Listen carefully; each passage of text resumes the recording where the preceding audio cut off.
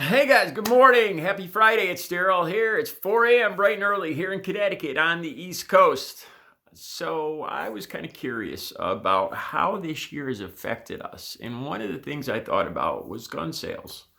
So I started looking this up this morning, just off the top of my head, something I wanted to talk about. And it was a record year for gun sales. And you could kind of understand this too. But then I really started thinking about it and who is profiting from this. Especially look at this last month. Look at Trump and Trump Jr. and his comments about how he's going to stay in quarantine and clean his weapons. And so there were 17 million weapons sold this year. I got to watch what I say. My last couple of videos have been demonetized. Even the last one about Trump's speech has been demonetized. I had to change the title of that. So I got to watch what I say. So I'm going to use the word weapons probably, I guess. I don't know if that'll help. All right. So let me tell you guys some big factors in my life. Why I fully support the Second Amendment and the right to bear arms. I lost my father when I was 9 years old from terminal brain cancer. I watched him die in a hospital bed. I watched him wither away. This was a man who was a park ranger, ran the state park. We lived inside the state park in the state house. It was a big log cabin type, big fireplace, wood and everything. Beautiful place, a wonderful place to grow up. I grew up building forts and fishing and hunting and all that great stuff. My father had me shooting since I could remember, since I was like 4 or 5. I had a little 22 about this long with a lever action, Remington, that he had me learn on. This was my mother's gun. And he had me learning on that when I was about 5 years old. Single shot lever action. And I remember most of all, let me tell you the story about the Antonio Zoli over and under Italian shotgun with double loaded with both barrels with double aught buck. And he had me shooting that because it was loaded in my parents' room, leaning against the window. Now, there was no neighbors we were inside the state park. There was no neighbors for a good mile in either direction. No, nothing. We were in the middle of the forest. I ride my bike by there every day, still now. But anyway, no street lights. Just middle of the woods. We'd hear bobcats scream in the middle of the night every night. It was interesting. All sorts of animals, and I'd wake up with all sorts of wild animals on my front lawn every morning. It was pretty cool. All right, and he taught me how to shoot all of them, but he especially taught me about that Antonio Zoli over and under 12 gauge. Much to my mother's dismay, he had me shooting it. We had some lots up behind the house where they would bring a lot of the old picnic tables and stuff from the park, and way up behind, and we set up a little range back there. And my father, taught me how to handle a shotgun. Always point it, don't aim it. How to hold it. All the basics. How to clean it, take it apart. Never pointed at anybody. Every gun is always loaded. All the rules. The way this, I really believe that if you're going to have anything in the house, this is the way to go about it. So anyway, he had me shoot this double barrel over and under 12 gauge. And he told me, I remember him telling me that if you pull the trigger soft, it only had one trigger. If you pull it soft, it would let off one round. If you gave it a solid pull, both barrels would go off. And we're talking 2 barrels, double aught buck. And I was 6, 7 years old. Yeah. I remember it, wood chips flying. I actually shot the door. It was a door to an outhouse that was laying up there that we'd set up, and it blew it apart. And I remember thinking to myself, my mouth dropped open. If it would do that to a solid wood door, what it would do to a person. And it made me respect that weapon, the incredibly awesome power of that. Not to mention, I couldn't use my arm probably for a couple of weeks. Knocked me, sent me. I don't even remember how far it sent me back. It was a pretty awesome time. All right, so he passed away when I was 9 years old. I think I was 10 years old. It was 1976. It was in the winter time. The park was closed, and me and my mother were up watching TV. I was sitting on the floor in the big living room with wood floor and with a rug on it. My mother was sitting behind me on the couch, and my baby sister, 3 years old, was in her bedroom behind, kind of to the back. And I heard a loud car pull up, 1976.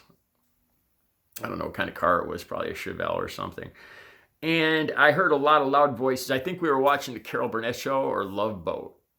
Those two come to mind. Anyway, so I hear a lot of voices and I get scared, man. After losing my dad, he told me, I forgot to tell you guys this, he told me that I'm going to be the man of the family now.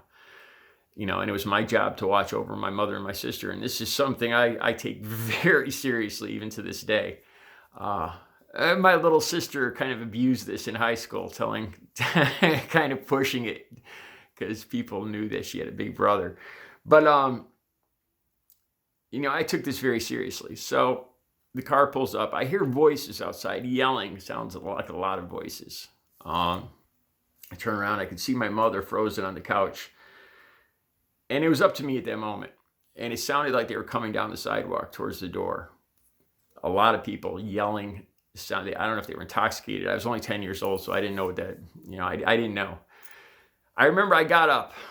My mother was just frozen. My sister was sleeping, so it was up to me. So I went to go get the 12 gauge. I made it just past into the bedroom, and I heard the doors to the car shut. There's a lot of banging and metal. I didn't know if they were attacking part of the house at that point or not. So I was going to get the gun, and then I heard the car take off. It turns out they were beating the mailbox in front of the house with a baseball bat. That was it. They hadn't attempted to break in. I didn't know that at the time. That moment changed my life. It was a very real decision to make for a 10-year-old boy. It would have been even more real if I had to carry that through. But I just remember that moment, seeing that my mother wasn't going to do anything. And it's about home protection and hunting. I went hunting with my father. And I believe in, I can't imagine not having the Second Amendment and the right to bear arms. But I noticed, 17 million in gun sales this year. And I hear the rhetoric going on now. A lot of people to the right upset with the election. A lot of threats. And the gun sales I looked up were for the beginning of the year. We'd already set a record, 17 million. And I'm kind of curious as to what they are right now, this week, next week, what they will be next week. And I wonder who's profiting from this. The more that Trump's claims go on about stolen elections, and all the stuff we're hearing. I wonder how that's affecting these things, the NRA, the gun shops. Who's making the money from all this? Because somebody certainly is profiting from it, and handsomely. I imagine this money goes right up from the lobbyists, right up to the lobbyists, right up to our legislators. Every one of those 17 million weapons, that money is just being funneled, and people are getting filthy rich off the fear and paranoia that people like Donald Trump are feeding into America right now. Like I said, I believe in hunting and the Second Amendment and the right to bear arms and the right to protect yourself. But I don't believe that mentally unstable people should have any right to these. I don't believe people that have been convicted of domestic assault should have any right to these. These should have any access to these things. I believe in checks, background checks, some limits on, obviously. I don't believe a flamethrower is good for hunting or or a 50 cal, within reason. Just some thoughts today. And just one more thing popped into my head. I know a lot of people talk about militias, and in case the government gets tyrannical. And I think, I don't know. This is the first time I really talked about this, but I think Bo would probably agree on this too, that any effort at this point, if you see how well our military is armed, if anybody realistically believes that they could fight them off with with anything they can purchase at a gun store, I'd wish them the best. But I kind of think the days of the militia and fighting a tyrannical military are over at this point, when you see what our military is armed with. Sound weapons and all this other stuff, tanks.